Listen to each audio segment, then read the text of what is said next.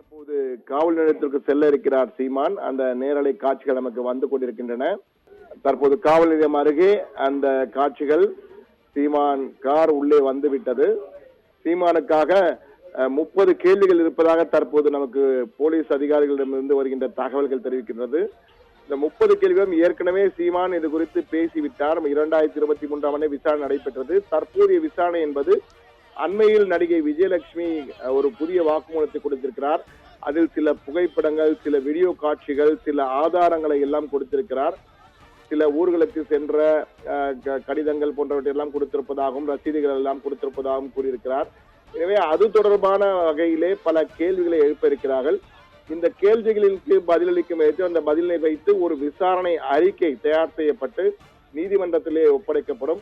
அதன் பிறகு இந்த வழக்கு, அந்த திருமண மோசடி வழக்கு, பாலியல் வழக்கு என கொடுக்கப்பட்ட வழக்குகளிலே என்ன நடவடிக்கை என்பது குறித்து நீதிமன்றம் உத்தரவிடும் என்று எதிர்பார்க்கப்படுகிறது. எனவே தற்போது நிலையில் சீமான் வழக்கறிஞர்கள் கூறுவதை வைத்து பார்க்கும்போது சீமான் கைது செய்யப்படுவதற்கான வாய்ப்பு என்பது அறவே இல்லை என்பதுதான் அவர்களுடைய நம்பிக்கையாக இருக்கிறது. ஆனால் போலீசார் என்ன செய்வார்கள், எந்த வழக்கின் அடிப்படையிலே நடவடிக்கை எடுப்பார்கள் என்பது அவர்களுக்கு மட்டும்தான் தெரியும். உளவுத்துறையினரும் அந்த தகவல் குறித்து எந்த ஒரு தகவலையும் செய்தியாளரிடம் கொடுக்க மறுத்துவிட்டனர்.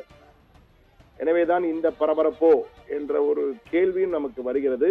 ஆனால் தற்போதைய நிலையிலே இந்த வழக்கிலே உடனடியாக கைது செய்யப்படுவதற்கான வாய்ப்பு என்பது மிக மிக குறைவு என்றுதான் கூறுகிறார்கள். ஆனால் விசாரணை குறைந்தபட்சம் 1 மணி நேரமாக நடைபெறுவதற்கு வாய்ப்பு இருக்கிறது. 20 முதல் 30 கேள்விகள் வரை கேட்கப்படலாம். அந்த கேள்விகளுக்கு அவர் எப்படி பதிலளிக்கிறார், அதிலே குறுக்கு கேள்விகள் வரும்.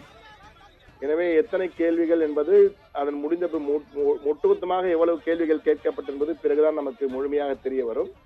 தற்போது காவல் நிலையம் அருகே வந்துவிட்டார். ஆனால் இன்னமும் தொண்டர்கள் அவரை சூழ்ந்து வந்து கொண்டே இருப்பதால் உள்ளே நுழைவதிலே தற்போது தாமதம். என்றால் போலீசார் தொண்டர்கள் யாரையும் அனுமதிக்க மாட்டோம், சீமானும் அவரது வழக்கறிஞர்கள் மட்டும்தான் உள்ளே வர அனுமதி என கூறியிருக்கிறார்கள்.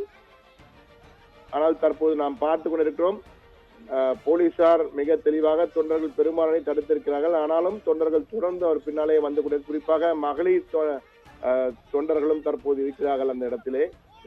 காட்சிகள் வந்து கொண்டிருக்கிற நேரலில் நாம் பார்த்து கொண்டிருக்கிறோம். ஊடகங்களையும் உள்ளே விடமாட்டோம் என போலீசார் மறுத்திருப்பதால் அங்கு அதற்கும் ஒரு வாக்குவாதம் நடைபெற்று இருக்கிறது.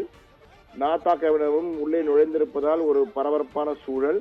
நடிகை கொடுத்த பாலியல் புகாரின் அடிப்படையில் தற்போது விசாரணை என்று தெரிகிறது.